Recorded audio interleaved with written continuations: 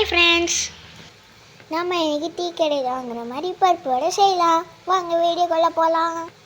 இதுக்கு தேவையான பொருட்கள்: 2 மணி நேரம் ஊற வச்ச வடைப்பருப்பு, பொடியாக நறுக்கின வெங்காயம், கருவேப்பிலை, கொத்தமல்லி.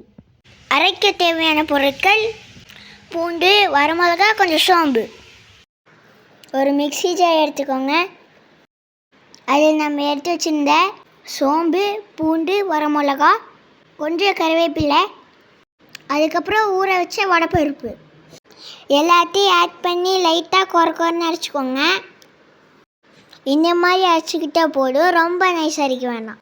இப்போ இது கூட நறுக்கின கருவேப்பிலையை சேர்த்திக்கோங்க.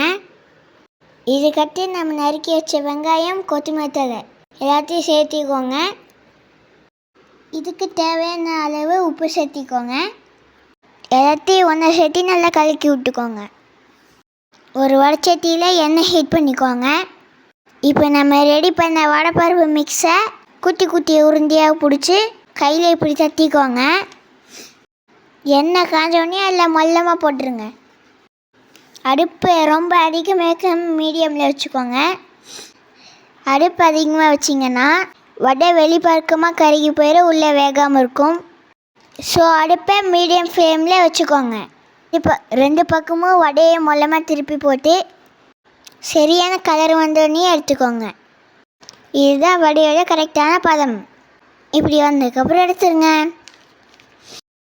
நம்மளுக்கு சுவையான மொறுமொறுன்னு டீ கடையில் வாங்குற மாதிரி வடை ரெடி. பார்த்தீங்களா, நான் முன்னாடியே சொன்ன மாதிரி வெளியே கிறிஸ்பியாகவும் உள்ள சாஃப்டாகவும் வடை ready. Please subscribe to my channel. Thanks for watching this video. Bye bye.